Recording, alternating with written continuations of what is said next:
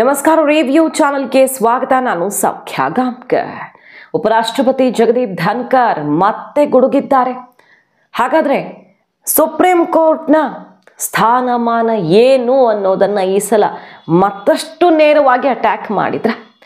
ನಿಶಿಕಾಂತ್ ದುಬೆ ವಿಚಾರದಲ್ಲಿ ಸುಪ್ರೀಂ ಕೋರ್ಟ್ಗೆ ಹೋಗಿ ಅವರ ವಿರುದ್ಧ ನ್ಯಾಯಾಂಗ ನಿಂದನೆ ಕೇಸ್ ಹಾಕೋ ಪ್ರಯತ್ನ ಎಜಿ ಕಡೆಗೆ ಡೈವರ್ಟ್ ಮಾಡಿದ್ದು. ಇದೆಲ್ಲ ಬೆಳವಣಿಗೆಗಳ ಬೆನ್ನಲ್ಲೇ ಧನ್ಕರ್ ಸ್ಟೇಟ್ಮೆಂಟ್ ದುಬೆಗೆ ಮತ್ತಷ್ಟು ಬಲವನ್ನು ಕೊಡ್ತಾ.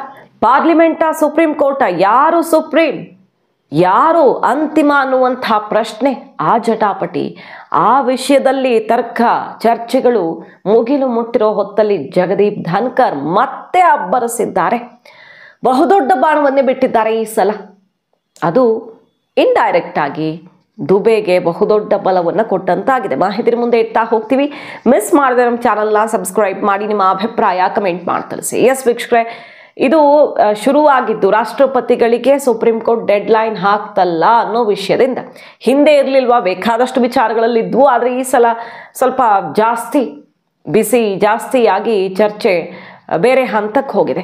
ಕೇರಳ ರಾಜ್ಯಪಾಲರು ಇದನ್ನು ವಿರೋಧಿಸಿದ್ರು, ಆದರೆ ಯಾವಾಗ ಜಗದೀಪ್ ಧನ್ಕರ್ ಅವರು ಓಪನ್ ಆಗಿ ಮಾತಾಡಿದ್ರು ಆಗ ಇದು ಹೆಚ್ಚು ಚರ್ಚೆಗೆ ಬಂತು, ದೇಶವ್ಯಾಪಿ ಚರ್ಚೆಗೆ ಕಾರಣವಾಗಿದೆ. ಜಗದೀಪ್ ಧನ್ಕರ್ ಅವರ ಮೊದಲ ಸ್ಟೇಟ್ಮೆಂಟ್ ಅನ್ನೇ ಇನ್ನೂ ಅರಗಿಸ್ಕೊಳ್ಳೋಕಾಗ್ತಿಲ್ಲ. ಒಂದು ಕಡೆಗೆ ತೀವ್ರ ವಿರೋಧ. ಇತಿಹಾಸದಲ್ಲೇ ಇಂತಹ ವೈಸ್ ಪ್ರೆಸಿಡೆಂಟ್ ಇರಲಿಲ್ಲ, ಈ ರೀತಿ ಸಾಂವಿಧಾನಿಕ ಹುದ್ದೆಯಲ್ಲಿ ಕೂತ್ಕೊಂಡು ಒಬ್ಬ ಪಕ್ಷಪಾತಿಯಾಗಿ ಮಾತಾಡ್ತಿದ್ದಾರೆ, ರಾಜೀನಾಮೆ ಕೊಡಬೇಕು ಅಂತ ಪ್ರತಿಪಕ್ಷಗಳು ಮುಗಿಬೀಳ್ತಿದ್ದಾವೆ. ಮತ್ತೊಂದು ಕಡೆ ಇವರಪ್ಪ ತಾಕತ್ತು ಅಂದರೆ ಇವರದ್ದು ಅನ್ನೋ ರೀತಿಯಲ್ಲಿ ಮೆಚ್ಚುಗೆನೂ ವ್ಯಕ್ತವಾಗ್ತಿದೆ. ಇದರ ನಡುವೆ ಎರಡನೆಯ ಬಾರಿಗೆ ಬಹಳ ಪವರ್ಫುಲ್ ಆಗಿ ಗುಡುಗಿದ್ದಾರೆ ಜಗದೀಪ್ ಧನ್ಕರ್.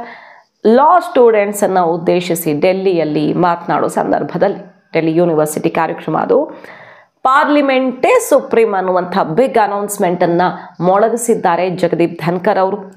ಸಂಸತ್ತೇ ಅಂತಿಮ, ಸಂಸತ್ಗಿಂತ ಇನ್ಯಾವ ಸಂಸ್ಥೆಯೂ ಕೂಡ ಮೇಲಿರೋದಕ್ಕೆ ಸಾಧ್ಯವೇ ಇಲ್ಲ. ಅದಕ್ಕೆ ನಮ್ಮ ದೇಶ ಪ್ರಜಾಪ್ರಭುತ್ವದ ವ್ಯವಸ್ಥೆ ಅಂದ್ರೇನೆ ಜನರಿಗೋಸ್ಕರ ಜನರಿಂದ ಆಯ್ಕೆಯಾದಂಥ ಒಂದು ವ್ಯವಸ್ಥೆ. ಅದು ಯಾವುದು? ಅದು ಪಾರ್ಲಿಮೆಂಟು. ಆ ಪಾರ್ಲಿಮೆಂಟ್ನ ಭಾಗ ಪ್ರೆಸಿಡೆಂಟ್ ಕೂಡ ಅಂತ ಅವರು ಮೊನ್ನೆನೇ ಹೇಳಿದ್ರು. ಪಾರ್ಲಿಮೆಂಟ್ ಅಂದರೆ ರಾಜ್ಯಸಭೆ ಲೋಕಸಭೆ ಅಂತ ಹೇಳಿಬಿಡ್ತಾರೆ, ಆದರೆ ಅದರ ಮೊದಲ ಭಾಗವೇ ರಾಷ್ಟ್ರಪತಿ ಆಗಿರ್ತಾರೆ ಅನ್ನುವಂಥ ಮಾತನ್ನು ಆಡಿದ್ರು ಜಗದೀಪ್ ಧನ್ಕರ್ ಅವರು. ಇವತ್ತು ಹೇಳ್ತಿದ್ದಾರೆ ಪಾರ್ಲಿಮೆಂಟೇ supreme, no authority above parliament ಅನ್ನುವಂಥ ಹೇಳಿಕೆಯನ್ನು ಪುನರುಚ್ಚರಿಸಿದ್ದಾರೆ ಮತ್ತಷ್ಟು ಗಟ್ಟಿಯಾಗಿ ಮತ್ತು ಕೆಲವು ಉದಾಹರಣೆಗಳ ಸಮೇತ. ಸುಪ್ರೀಂ ಕೋರ್ಟ್ ಈ ಸಂದರ್ಭದಲ್ಲಿ ಏನು ಮಾಡ್ತಾ ಇತ್ತು ಅನ್ನುವ ಪ್ರಶ್ನೆಯನ್ನ ಕೇಳಿದ್ದಾರೆ. ಇದು ಮತ್ತಷ್ಟು ಕುತೂಹಲಕ್ಕೆ ಕಾರಣ ಆಗಿದೆ. ನೋಡಿ, ಎಲೆಕ್ಟೆಡ್ ಎಂಪಿಗಳು ಅಲ್ಟಿಮೇಟ್ ಮಾಸ್ಟರ್ಸ್, ಅವರೇ ಅಲ್ಟಿಮೇಟ್ ಮಾಸ್ಟರ್ಸ್ ಅನ್ನುವ ಮೂಲಕ ನಿಶಿಕಾಂತ್ ದುಬೆ ಪ್ರಶ್ನೆ ಮಾಡಿದ ಸರಿನಾ, ಒಬ್ಬರು ಎಂಪಿ ಈ ರೀತಿ ಕಾನೂನಿನ ನ್ಯಾಯಾಂಗದ ವ್ಯವಸ್ಥೆಯನ್ನು ಪ್ರಶ್ನೆ ಮಾಡೋದು ಸರಿನಾ ಅನ್ನುವಂಥ ಆಕ್ರೋಶ ಸಿಡಿದಿರೋ ಹೊತ್ತಲ್ಲೇ, ಅವ್ರ ವಿರುದ್ಧ ಕಾನೂನು ಹೋರಾಟದ ಸಮರವನ್ನೇ ಸಾರಿರೋ ಹೊತ್ತಲ್ಲೇ ನೋಡಿ, ಎಂಪಿಗಳೇ ಅಲ್ಟಿಮೇಟ್ ಮಾಸ್ಟರ್ಸ್, ಅವರೇ ಜನಪ್ರತಿನಿಧಿಗಳು, ಜನರಿಂದ ಆಯ್ಕೆ ಆಗಿ ಬಂದವರು ಅನ್ನುವಂಥ ಬಿಗ್ ಸ್ಟೇಟ್ಮೆಂಟ್ ಸಿಡಿದಿರೋದು ಜಗದೀಪ್ ಧನ್ಕರ್ ಅವರಿಂದ. ಇನ್ನೋರು ಹೇಳ್ತಾ ಹೋಗ್ತಾರೆ, ಯಾವುದೇ ವಿಚಾರ ಸಂವಿಧಾನದಲ್ಲಿ ಯಾವುದೇ ಒಂದು ಸಣ್ಣ ವಿಷಯವೂ ಇಲ್ಲ, ಪಾರ್ಲಿಮೆಂಟ್ಗಿಂತ ಮತ್ತೊಬ್ಬರು ಮೇಲೆ ಅಥವಾ ಪಾರ್ಲಿಮೆಂಟನ್ನು ಕಂಟ್ರೋಲ್ ಮಾಡೋ ನಿಟ್ಟಿನಲ್ಲಿ ಯಾವುದೇ ರೀತಿಯಲ್ಲೂ ಸಣ್ಣ ವಿಷಯವೂ ಇಲ್ಲ ಅಂತ ಹೇಳ್ತಾ ಹೋಗ್ತಾರೆ. ಅವರು ನೇರವಾಗಿ ಜುಡಿಷಿಯರಿ ವಿರುದ್ಧ ಏನು ವಾಗ್ದಾಳಿ ನಡೆಸಲ್ಲ. ಮೊನ್ನೆ ನೇರ ಆರ್ಟಿಕಲ್ 142 ನ್ಯೂಕ್ಲಿಯರ್ ವೆಪನ್ ಪ್ರಯೋಗ ಮಾಡ್ತಾ ಇದೆ ಸುಪ್ರೀಂ ಕೋರ್ಟ್ ಅಂತ ಹೇಳಿದ್ರಲ್ವಾ, ಆ ರೀತಿ ಆರಂಭದಲ್ಲಿ ಮಾಡಲ್ಲ. ಬಟ್ ಒಂದೇ ಒಂದು ಪ್ರಶ್ನೆ ಕೇಳ್ತಾರೆ ಸುಪ್ರೀಂ ಕೋರ್ಟ್ ವಿಚಾರದಲ್ಲಿ. 75ರಲ್ಲಿ ಎಮರ್ಜೆನ್ಸಿ, ಸರಿ, ಆ ಸಮಯದಲ್ಲಿ ಸುಪ್ರೀಂ ಕೋರ್ಟ್ನ ರೋಲ್ ಏನಾಗಿತ್ತು, ಏನೇನಾಯ್ತಲ್ವ ದೇಶದಲ್ಲಿ, ಸರಿ, ಸುಪ್ರೀಂ ಕೋರ್ಟ್ನ ರೋಲ್ ಏನಾಗಿತ್ತು ಅನ್ನುವಂಥ ಒಂದು ಪ್ರಶ್ನೆಯನ್ನ ಹಾಕಿದ್ದಾರೆ. 1977ರಲ್ಲಿ ಇಂದಿರಾ ಗಾಂಧಿ ಅವರನ್ನು ರೆಸ್ಪಾನ್ಸಿಬಲ್ ಅಂತ ಮಾಡಲಾಯಿತು. ಸರಿ, ಅಲ್ಲಿ ತನಕ ಏನಾಯಿತು ಅನ್ನುವಂಥ ಒಂದು ಪ್ರಶ್ನೆಯನ್ನು ಹಾಕಿ ಸುಪ್ರೀಂ ಕೋರ್ಟೇ ಸುಪ್ರೀಂ ಆಗಿದ್ರೆ ಅನ್ನೋ ಅರ್ಥದಲ್ಲಿ ಅವರು ಆಟೋಮ್ ಬಾಂಬ್ ಹಾಕಿದ್ದಾರೆ ಈ ಸಲ. ಅದನ್ನೇ ಅವರು ಆ ಮಾತಲ್ಲೇ ಹೇಳ್ತಾರೆ, ಕೇಳಿಸ್ಕೊಳ್ಳಿ ನೀವು ಅವರ ಮಾತುಗಳನ್ನು. ಪ್ರಜಾಪ್ರಭುತ್ವ ವ್ಯವಸ್ಥೆಯಲ್ಲಿ ಎಂಪಿಗಳಿಗೆ ಎಲೆಕ್ಷನ್ ಮೂಲಕ ಪಾರ್ಲಿಮೆಂಟ್ಗೆ ಆಟಾಮಿಕ್ ಪವರ್ ಬರುತ್ತೆ, ಅಷ್ಟು ದೊಡ್ಡ ಪವರ್ ಬರುತ್ತೆ ಅನ್ನುವಂಥ ಮಾತು ಅವತ್ತು ಆರ್ಟಿಕಲ್ 142 ನ್ಯೂಕ್ಲಿಯರ್ ವೆಪನ್ ಅನ್ನುವಂಥ ಅಸಮಾಧಾನದ ಮಾತನಾಡಿದ್ರು. ಪಾರ್ಲಿಮೆಂಟೇ ಸುಪ್ರೀಂ, ಪಾರ್ಲಿಮೆಂಟ್ಗೆ ಆಟಾಮಿಕ್ ಪವರ್ ಇದೆ ಅನ್ನುವಂಥ ಬಿಗ್ ಸ್ಟೇಟ್ಮೆಂಟನ್ನು ಇವತ್ತು ಸಿಡಿಸಿದ್ದಾರೆ ಜಗದೀಪ್ ಧನ್ಕರ್ ಅವರು. ಬಹುಮುಖ್ಯವಾಗಿ ಧನ್ಕರ್ ಅವರು ಹೇಳಿರೋದಿಲ್ಲ, ಎಮರ್ಜೆನ್ಸಿ ಟೈಮ್. ದೇಶದಲ್ಲಿ ಸಂವಿಧಾನ ಜಾರಿಗೆ ಬಂತು, ಆದರೆ ಆ ಸಂವಿಧಾನವನ್ನು ಎಮರ್ಜೆನ್ಸಿ ಮೂಲಕ ಯಾವ ರೀತಿ ಹತ್ತಿಕ್ಕಲಾಯಿತು. ಸಂವಿಧಾನ ದಿವಸ ಅಂತ ಆಚರಿಸ್ತೀವಿ ಮತ್ತು ಆ ಕರಾಳ ನೆನಪನ್ನ ಎಮರ್ಜೆನ್ಸಿಯನ್ನ ಸಂವಿಧಾನ ಹತ್ಯಾ ದಿವಸ ಅಂತ ಆಚರಿಸ್ತೀವಿ. ಯಾಕೆ ಆ ವ್ಯತ್ಯಾಸ ಯಾಕೆ ಕಾಣಿಸುತ್ತಲ್ವಾ? ಸುಪ್ರೀಂ ಕೋರ್ಟ್ ಎಮರ್ಜೆನ್ಸಿ ಟೈಮಲ್ಲಿ ಏನು ಮಾಡಿತ್ತು? ದೇಶದ 9 ಹೈಕೋರ್ಟ್ಗಳು ಜನರ ಹಕ್ಕುಗಳನ್ನ ಕಿತ್ತುಕೊಳ್ಳೋಕೆ ಅವಕಾಶ ಇಲ್ಲ ಪ್ರಜಾಪ್ರಭುತ್ವದಲ್ಲಿ ಅಂತ ತೀರ್ಪು ಕೊಟ್ಟರೂ ಕೂಡ ಅದೆಲ್ಲವನ್ನ ಗಾಳಿಗೆ ತೋರಿ ಟಾಪ್ ಕೋರ್ಟ್ ಸುಪ್ರೀಂ ಕೋರ್ಟ್ ಎಮರ್ಜೆನ್ಸಿಗೆ ಪೂರಕವಾಗಿ ರೂಲಿಂಗ್ ಕೊಟ್ಟಿತ್ತು. ಹಾಗಾದ್ರೆ ಏನಾಯ್ತು? ಆ ಟೈಮಲ್ಲಿ ಜನರ ಹಕ್ಕುಗಳನ್ನೆಲ್ಲ ಕಿತ್ತುಕೊಂಡು ಮರೆಯಲಾಗದ ಕರಾಳ ನೆನಪುಗಳನ್ನ ಇಟ್ಟಿರುವಂತಹ ಎಮರ್ಜೆನ್ಸಿ ಟೈಮಲ್ಲಿ ಸುಪ್ರೀಂ ಕೋರ್ಟ್ ಏನು ಮಾಡಿತ್ತು ಅನ್ನುವ ಪ್ರಶ್ನೆ ಹಾಕಿ ಬಹುದೊಡ್ಡ ಕೌಂಟರ್ ಅನ್ನ ಕೊಟ್ಟಿದ್ದಾರೆ. Constitution is for the people and its repository of safeguarding it is that of elected representatives.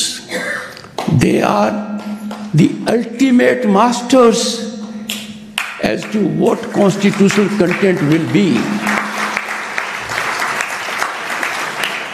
There is no visualization in Constitution of any authority above Parliament.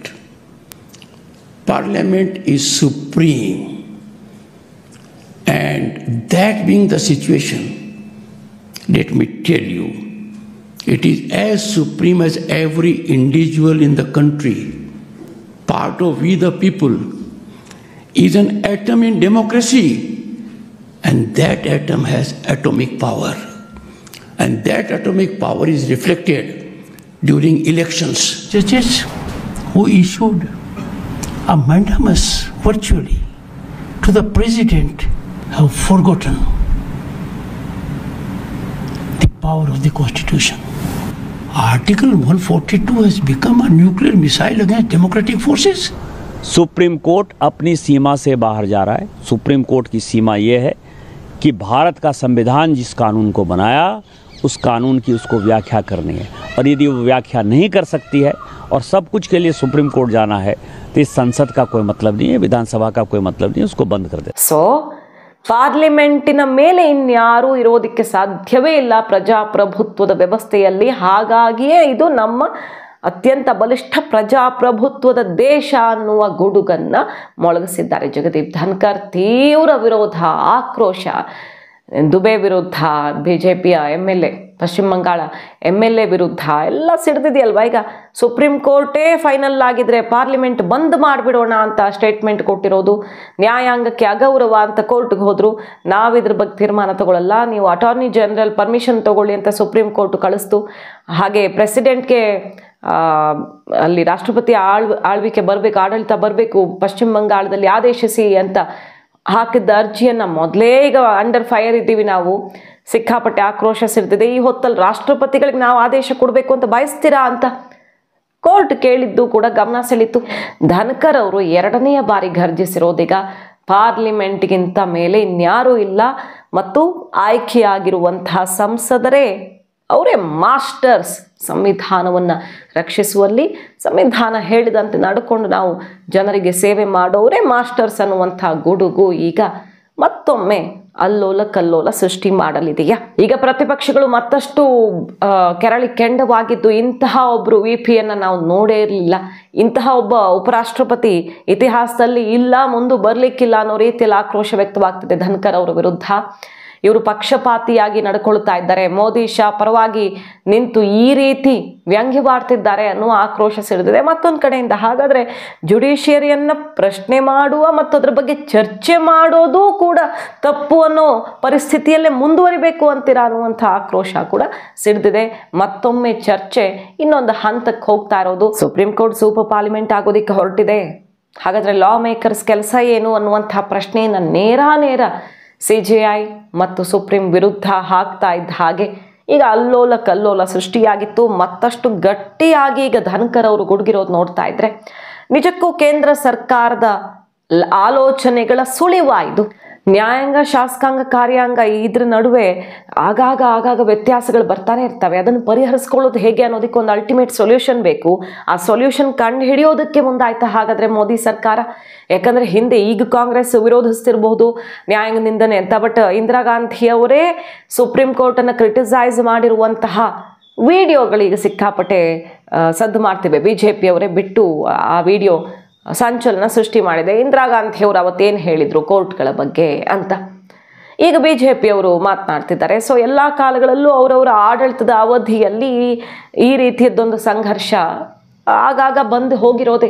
ಹಾಗಾಗಿ ಅದಕ್ಕೊಂದು ಪರ್ಮನೆಂಟ್ ಸೊಲ್ಯೂಷನ್ ಹುಡ್ಕೋದಿಕ್ಕೆ ಮುಂದಾಯ್ತಾ ಈಗ ಮೋದಿ ಸರ್ಕಾರ ಅನ್ನುವ ಕುತೂಹಲಕಾರಿ ಬೆಳವಣಿಗೆಗಳಿವೆಲ್ಲ. ಮಾಹಿತಿ ನಿಮ್ಗೆ ಇಷ್ಟ ಆಗಿದ್ರೆ ಮಿಸ್ ಮಾಡದೆ ನಮ್ಮ ಚಾನಲ್ನ ಸಬ್ಸ್ಕ್ರೈಬ್ ಮಾಡಿ. ನಿಮ್ಮ ಅಭಿಪ್ರಾಯ ಕಮೆಂಟ್ ಮಾಡಿ ತಿಳಿಸಿ. Thank you.